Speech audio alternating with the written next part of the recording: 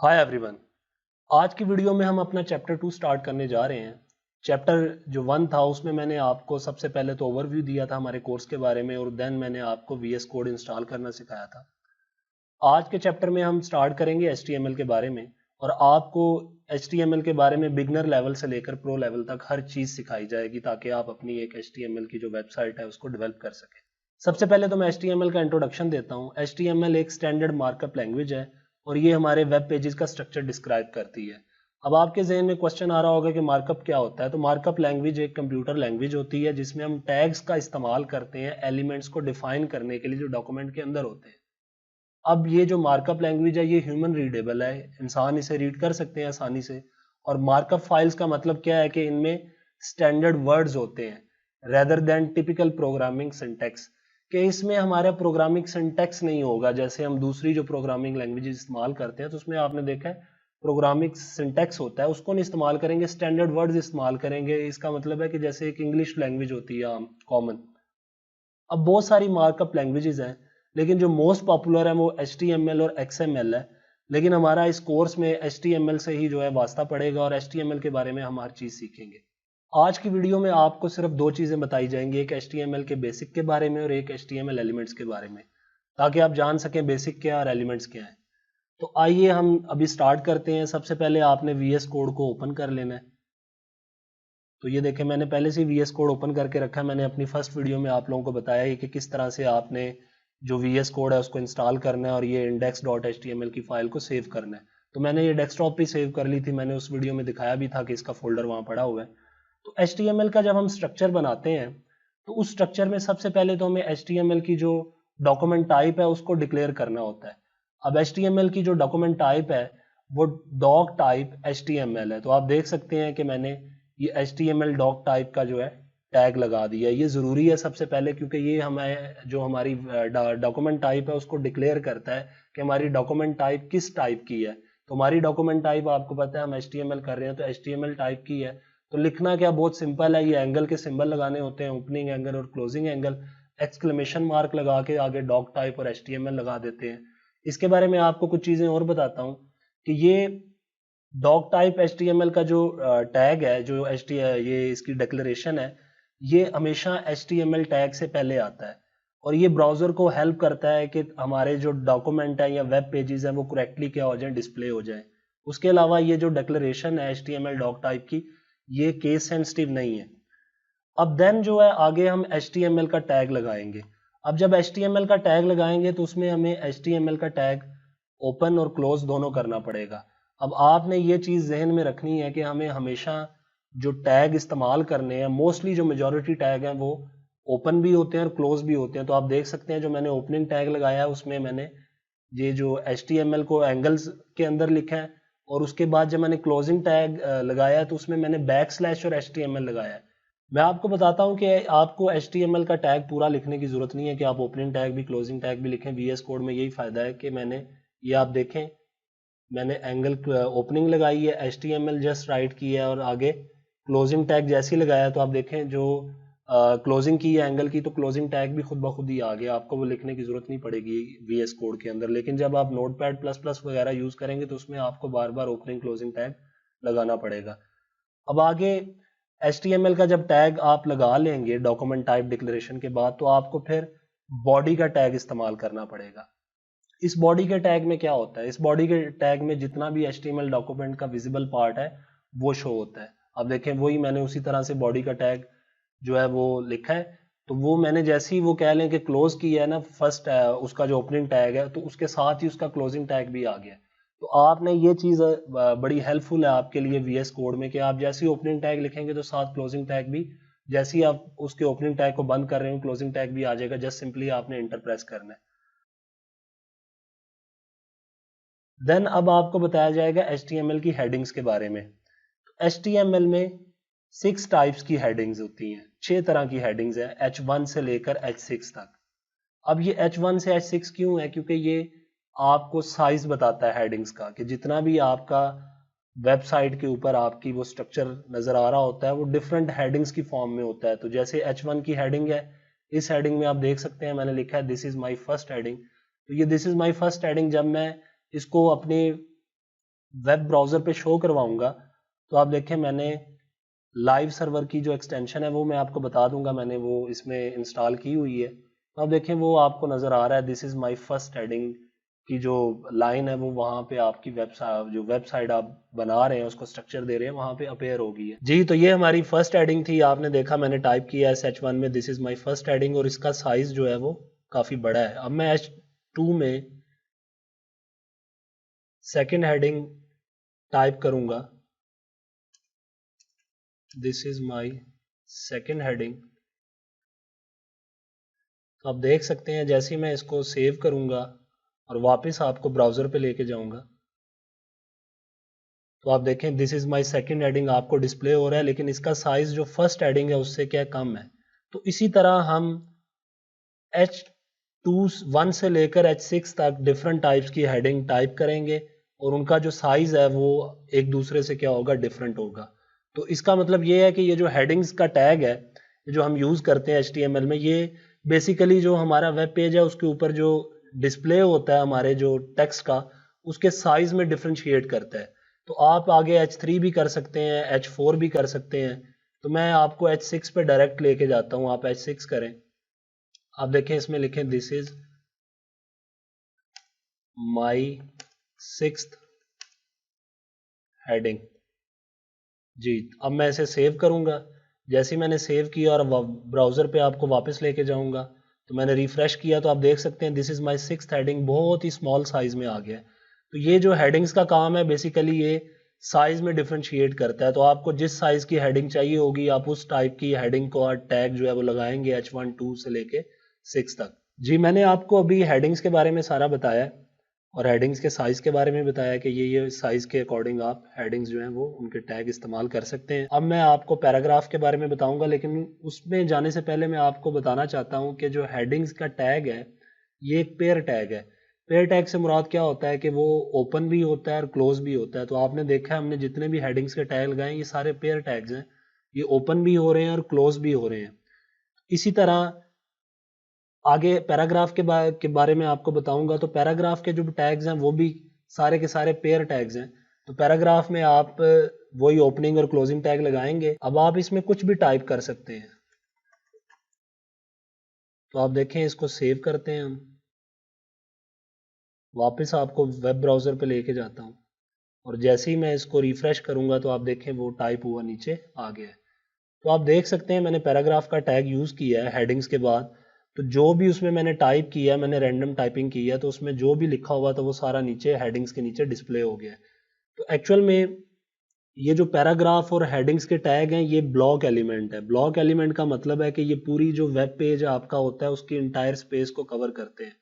तो आपने ये चीज़ याद रखनी है कि ब्लॉक एलिमेंट्स क्या होते हैं। अब हम HTML लिंक्स के बारे में पढ़ेंगे और HTML लिंक्स को डिफाइन करने के लिए एंकर का टैग इस्तेमाल किया जाता है। एंकर का टैग मैं जैसे ही यहाँ पर टाइप करूँगा तो आप देखें उसका ओपनिंग और क्लोजिंग टैग आ गया है। अब आप देख सकते हैं जो स्टार्टिंग टैग है इसका उसके अंदर href का एट्रीब्यूट यूज़ हो रहा है। ये एक एट्रीब्यूट है href और एट्रीब्यूट हमेशा हमें एडिशनल इंफॉर्मेशन देता है उस चीज़ के बारे में। अब href का जो एट्रीब्यूट है इसका मतलब है H फॉर हाइपरलिंक और ref का मतलब है रेफरेंस। ये हमें उस हाइपरलिंक का रेफरेंस देगा जो यहाँ पर हम लगाएंगे। आप मोस्टली डिफरेंट वेबसाइट को विजिट करते हैं तो उसमें आप देखते हैं कि आप उस वेब पेज पर आपको उसने लिंक दिया होता है कोई भी, आप जैसे ही उस लिंक को क्लिक करते हैं तो आप किसी दूसरी वेबसाइट पर चले जाते हैं। तो ये लिंक कैसे दिए जाते हैं, ये एंकर टैग की हेल्प से ही दिए जाते हैं। अब ये जो href का एट्रीब्यूट है इसके कोटेशन के अंदर आपने वो लिंक क्या कर देना है, पेस्ट कर देना है। मैंने पहले से ही कॉपी कर रखा है, या अगर वो आपकी अपनी वेबसाइट है तो उसका लिंक डाल दे। तो मैंने यूट्यूब का लिंक कॉपी कर रखा है, मैं उसे यहाँ पर पेस्ट करूँगा। जैसे ही मैं यहाँ पे पेस्ट करूंगा तो वो इस एट्रीब्यूट के अंदर नजर आ रहा है आपको। अब मैं ये जो एंकर का क्लोज ओपनिंग और क्लोजिंग टैग है इसके बिटवीन में एक टेक्स्ट टाइप करूंगा, वेलकम टू यूट्यूब। जैसे ही मैं टेक्स्ट टाइप करूंगा और इसको सेव करूंगा और ब्राउजर पे जाऊंगा और उसे रिफ्रेश करूंगा तो आप देखें ये यहाँ पर अंडरलाइन में लिखा आ रहा है वेलकम टू यूट्यूब। अब ये एक लिंक बन चुका है और इस वेलकम टू यूट्यूब टेक्स्ट के अंदर उस लिंक की जो डेस्टिनेशन है वो सेव है। तो आप जैसे ही इसे क्लिक करेंगे तो आप देखें यूट्यूब के होम पेज पे आप पहुंच चुके हैं। तो ये बेसिकली एंकर टैग का जो मेन पर्पस है। और एंकर टैग भी एक जो है वो पेयर टैग है, और इसके अंदर जो एट्रीब्यूट दिया होता है उसके अंदर हमें लिंक हमेशा लिखना पड़ता है। तो जैसे आपने देखा, हमने href के एट्रीब्यूट में एक लिंक दिया यूट्यूब का, जिससे हमने यूट्यूब का जो होम पेज है उसको विजिट किया। तो आप इसकी बजाय कोई इमेज भी डाल सकते हैं, उस इमेज के ज़रिए भी आप किसी वेबसाइट को विजिट कर सकते हैं। क्योंकि अक्सर होता है, आपने देखा है, किसी इमेज को क्लिक करते हैं तो आप दूसरी वेबसाइट पे चले जाते हैं, क्योंकि उस इमेज के अंदर भी एक लिंक सेव किया होता है। इसी तरह बटन्स को भी इस्तेमाल किया जा सकता है लिंक के तौर पे। तो इमेज और बटन्स को एज ए लिंक के तौर पे जो यूज़ करना है वो हम आपको आगे नेक्स्ट चैप्टर्स में सिखाएंगे। तो अभी आपने सिर्फ यही सीखना है कि इसमें किस तरह से आप एंकर टैग का इस्तेमाल करके किसी भी वेबसाइट का जो लिंक है वो प्लेस कर सकते हैं और उसको आसानी से विजिट कर सकते हैं। अब हम HTML इमेज के बारे में पढ़ेंगे कि आप किस तरह से अपने वेब पेज पे इमेज को दिखा सकते हैं, शो करवा सकते हैं।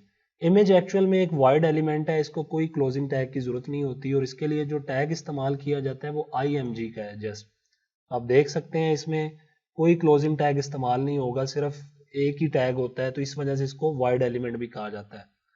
अब इसका जो सिंटैक्स है वो इमेज, और आगे इसका जो एट्रीब्यूट है वो SRC से मुराद है सोर्स फाइल। जैसे हमने पीछे एंकर टैग यूज़ किया था तो उसमें भी एक एट्रीब्यूट यूज़ किया था जिसका नाम href था। तो इधर भी एक एट्रीब्यूट इमेज में यूज़ होता है और वो है सोर्स फाइल का, जिसे SRC लिखते हैं, और कोटेशन के अंदर हम उस इमेज का एड्रेस देते हैं जिस इमेज को हम अपने वेब पेज पे डिस्प्ले करवाना चाहते हैं। तो मैंने बताया कि आपको आपने इमेज के टैग के अंदर सोर्स का एट्रीब्यूट यूज़ करना है, और उस कोटेशन के अंदर आपने वो इमेज का सोर्स देना है जो इमेज आप अपने वेब पेज पे डिस्प्ले करवाना चाहते हो। तो आए हम इमेज को लेकर आते हैं अपने वेब पेज के ऊपर। तो आप देखें, ये मैंने सेव की हुई है image1 के नाम से। सबसे पहले इसकी आपने प्रॉपर्टीज चेक कर लेनी है, क्योंकि आप जब सोर्स में उस इमेज का एड्रेस देंगे तो उसमें आपको उस इमेज का नाम और उसकी जो फाइल टाइप है वो देनी पड़ेगी। अब जैसे आप देख सकते हैं कि जो इसका नाम है इमेज का वो मैंने image1 रखा हुआ है। अब ये देखें, मैं माउस का जो कर्सर है वो वहाँ ऊपर लेके गया हूँ। देन आप देखें जो इसकी टाइप ऑफ फाइल है वो नीचे लिखी है, ये JPG फाइल है। तो आप जब इसको सोर्स में लिखेंगे तो आपको इसका नाम और एक डॉट ऑपरेटर यूज करना पड़ेगा, डॉट बीच में लगाना पड़ेगा जो कि एक ऑपरेटर है। तो आप देखेंगे मैं लिख रहा हूँ image1.jpg। तो जैसे ही मैंने इसको ये एड्रेस दिया है इस सोर्स के अंदर इमेज का और इसे सेव किया और ब्राउजर पे लेकर गया हूँ, रिफ्रेश करूंगा, तो आप देखें ये इमेज जो है आपके वेब पेज के ऊपर डिस्प्ले हो रही है। अब इमेज टैग के अंदर और भी बहुत सारे एट्रीब्यूट इस्तेमाल होते हैं। जैसे एक एट्रीब्यूट हमने सोर्स का इस्तेमाल किया। सोर्स का एट्रीब्यूट बेसिकली हमें डेस्टिनेशन बताता है जहाँ पे इमेज पड़ी है, और उसके अंदर हमें उस इमेज का एड्रेस उस एट्रीब्यूट में सोर्स में, और साथ उसकी जो फाइल टाइप है। और जब हम एड्रेस और फाइल टाइप लिखते हैं तो दरमियान में डॉट का ऑपरेटर लाजमी आपने इस्तेमाल करना है। जी, मैंने आपको बताया कि इमेज टैग के अंदर काफ़ी सारे एट्रीब्यूट यूज़ होते हैं। जैसे हमने सोर्स का एट्रीब्यूट इस्तेमाल किया है, इस तरह एक और एट्रीब्यूट भी है जिसका नाम अल्टरनेटिव एट्रीब्यूट है, जिसको हम लिखते हैं ALT। अब आप देख सकते हैं इस एट्रीब्यूट के अंदर जो कोटेशन मार्क्स हैं, यहाँ पर हम एक्चुअल में कोई भी चीज़ टाइप कर देंगे। उसकी वजह क्या है? इसकी वजह रीज़न ये होती है कि अक्सर हमने जो सोर्स के अंदर एड्रेस दिया हुआ है इमेज का, वो मैं मिस्टेकनली गलत लिख देता हूँ, इमेज एड्रेस ठीक नहीं होता, तो वो या किसी नेट कनेक्शन की वजह से मेरी इमेज जो है मेरे वेब पेज के ऊपर डिस्प्ले नहीं होती।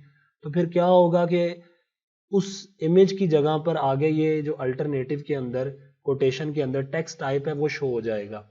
अभी आप देख सकते हैं कि मैं आपको करके दिखाऊंगा कि मैं अपनी जो मैंने इमेज का एड्रेस सोर्स में दिया हुआ है उसको मैं थोड़ा गलत करता हूँ, 1 को मैंने हटा दिया है। अब मैं इसको सेव करता हूँ। जैसे ही मैं ब्राउज़र पे जाऊँगा और उसे रिफ्रेश करूँगा तो आप देखें इमेज का, क्योंकि एड्रेस जो था सोर्स के अंदर वो गलत हो गया था पहले, क्योंकि इमेज का नाम image1 था। मैंने 1 जैसे ही ख़त्म किया इमेज डिस्प्ले नहीं हो रही।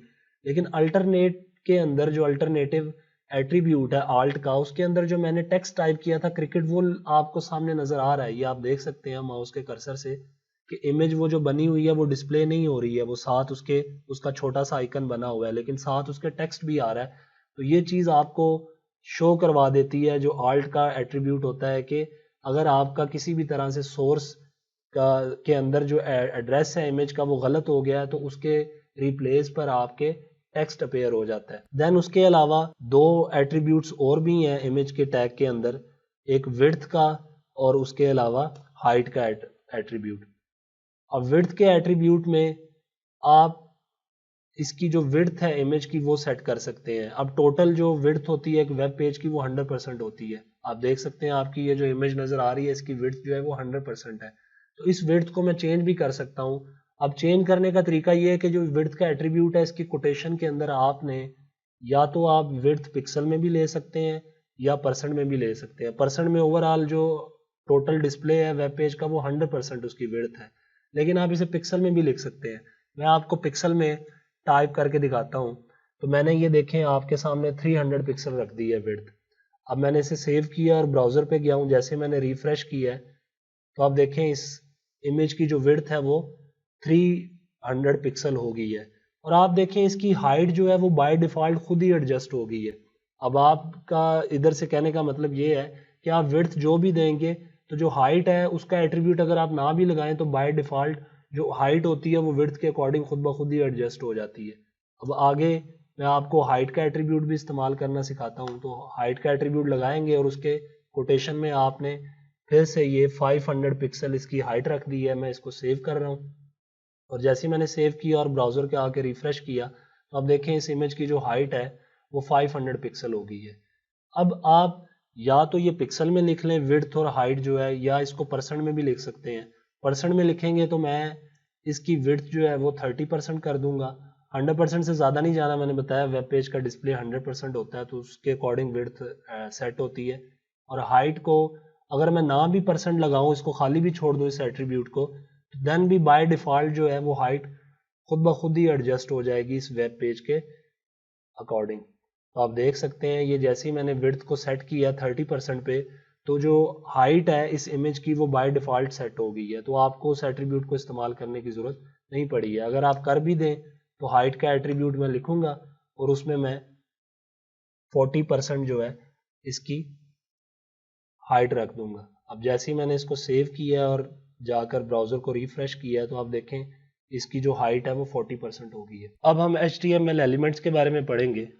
HTML एलिमेंट स्टार्ट टैग से लेके एंड टैग तक जो कुछ भी उसमें आएगा वो एक HTML एलिमेंट होता है। जैसे आपको ये स्लाइड में नज़र आ रहा है, मैंने टैग नेम दिया, उसमें फिर आगे कंटेंट आएगा, उसका स्टार्टिंग टैग और फिर कंटेंट और फिर आगे क्लोजिंग टैग। ये सारा एक HTML एलिमेंट होता है। अब HTML एलिमेंट की जो एग्जांपल है उसमें आप देख सकते हैं कि ये जो हेडिंग 1 की मैंने एग्जांपल दी हुई है, हेडिंग 1 का मैंने टैग स्टार्ट टैग और एंड टैग लगाया, उसमें मैंने लिखा है माई फर्स्ट हेडिंग।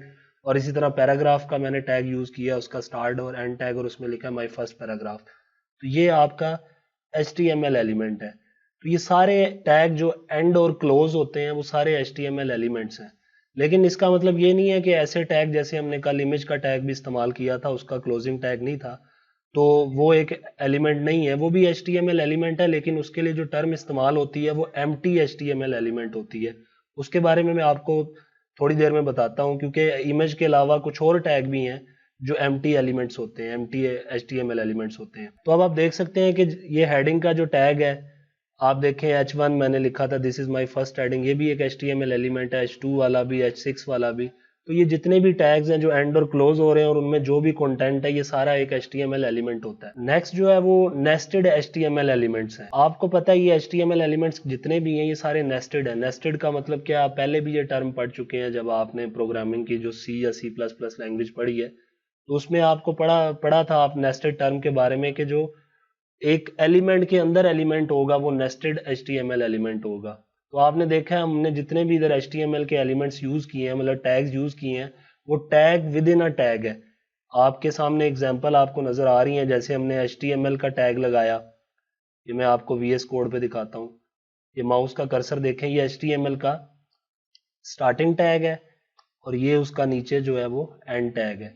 ये देखें ये एक HTML का टैग है, इसी के अंदर मैंने बॉडी का टैग यूज किया है, आपको नजर आ रहा है। इसी के अंदर मैंने फिर हेडिंग का टैग यूज किया, फिर हेडिंग 2 का भी, 6 का भी, पैराग्राफ का टैग भी यूज किया, एंकर टैग भी इस्तेमाल किया। तो आप देखें tag with in a tag है, तो इसका मतलब है ये नेस्टेड HTML एलिमेंट्स हैं। अब आगे नेक्स्ट जो है वो हम पढ़ेंगे कि आपने कभी भी एंड टैग को स्किप नहीं करना।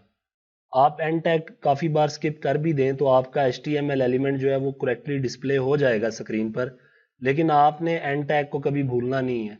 कभी इस पे रिलाई नहीं करना, क्योंकि हो सकता है कि कोई भी एरर आ जाए या कोई अनएक्सपेक्टेड रिजल्ट आपके सामने शो हो जाए। जैसे मैंने इधर एग्जांपल आपको दी हुई है, आपको स्लाइड पे नजर आ रहा है। मैंने देखें एक स्ट्रक्चर बनाया है HTML, उसमें उसका एंड क्लोजिंग टैग लगाया, ओपनिंग और क्लोजिंग टैग, फिर बॉडी का टैग है और उसमें पैराग्राफ लिखा है। आप देख सकते हैं मैंने पैराग्राफ टैग के अंदर मैंने जो है उसका ओपनिंग टैग लगाया, क्लोजिंग टैग नहीं लगाया। ये मैं आपको करके दिखाता हूँ। तो रिजल्ट आपके सामने शो होगा, लेकिन आपने इस पे रिलाई नहीं करना, क्योंकि फर्दर जब हम अपनी पूरी वेबसाइट को एक स्ट्रक्चर देंगे तो उसमें कोई एरर आ सकता है। तो ये देखें, यहाँ पे हम करते हैं, आप ये स्ट्रक्चर मैंने बना दिया है। अब इसमें मैं ये पैराग्राफ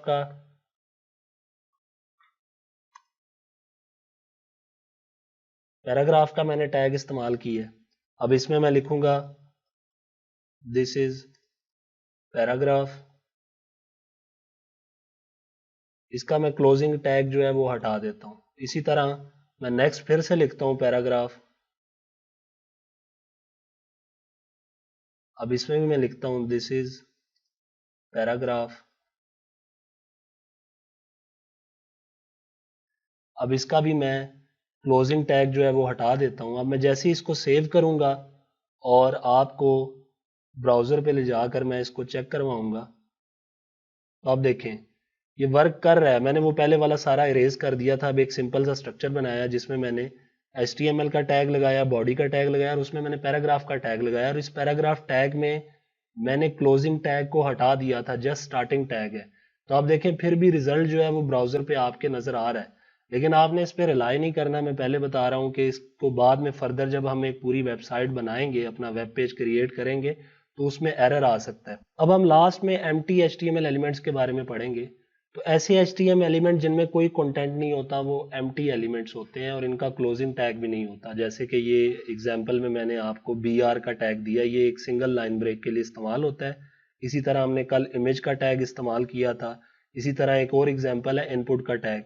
ये सारे एम्प्टी HTML एलिमेंट्स हैं, क्योंकि इनके ओपनिंग टैग होते हैं, क्लोजिंग टैग इनका नहीं होता और इनमें कोई कंटेंट भी नहीं है, आप देख सकते हैं। तो इसको करके दिखाता हूं मैं आपको। सिंपल आप इधर पैराग्राफ का टैग लगाएं, यहाँ लोरम 32 लिख लें, इससे एक खुद ही ऑटो जो है वो एक पैराग्राफ आ जाता है। अब इसमें आप पहले तो ये पैराग्राफ आप अपेयर करवाएं अपने ब्राउजर के ऊपर। मैं सेव करता हूँ इसको। तो देखें आप, मैंने जैसे ही सेव किया है तो वो ब्राउजर पे आपके पास वो पूरा पैराग्राफ एज इट इज लिखा हुआ आ रहा है। अब इसमें मैं ये BR का टैग इस्तेमाल करूंगा, कहीं भी बीच में आके मैं BR का टैग लगा देता हूँ। जैसे ही मैंने BR का टैग लगाया और इसको सेव किया और मैं वापस अपने ब्राउजर पे गया, तो आप देख सकते हैं कि लाइन ब्रेक आ गई है। वो लाइन पहले जो एक ही लाइन में लिखा हुआ था वो नीचे से आ गया। जहां मैंने BR टैग इस्तेमाल किया था वहां से वो लाइन जो है वो नेक्स्ट लाइन पे चली गई है। तो ये BR का tag as a single line break के तौर पे इस्तेमाल होता है। तो इसी तरह मैंने बताया इमेज का टैग हो गया, इनपुट का टैग हो गया, और भी बहुत सारे टैग हैं जो कि एम्प्टी HTML एलिमेंट्स भी कहलाते हैं और इनको वॉइड एलिमेंट्स भी कहा जाता है। जी लास्ट में आपको बताना है कि HTML जो है वो केस सेंसिटिव नहीं है। तो इसका मतलब यही है कि जो टैग हैं आप वो कैपिटल लेटर्स में भी लिख सकते हैं, लोअर केस लेटर में भी लिख सकते हैं, लेकिन प्रेफर यही किया जाता है कि आप लोअर केस टैग्स ही इस्तेमाल करें। उसके अलावा जो कुछ भी अभी तक हमने जो टैग इस्तेमाल किए हैं या पढ़ा है, वो आपको उसका थोड़ा सा मैं ओवरव्यू देता हूँ। जैसे हमने ये डॉक टाइप HTML, ये मैंने आपको पहले ही बताया था कि आपको डॉक्यूमेंट टाइप जो है वो डिक्लेयर करनी है, ताकि आपके वेब ब्राउजर को पता लग सके कि ये कौन सी जो वेब पेज है ये किस लैंग्वेज में है, तो वो HTML की लैंग्वेज इस्तेमाल हो रही होगी। देन उसका आप देखें HTML का टैग है, ये बेसिकली उसका रूट एलिमेंट होता है। फिर बॉडी का टैग आ जाता है, ये पूरे HTML के डॉक्यूमेंट को डिफाइन करता है जो बॉडी का टैग है।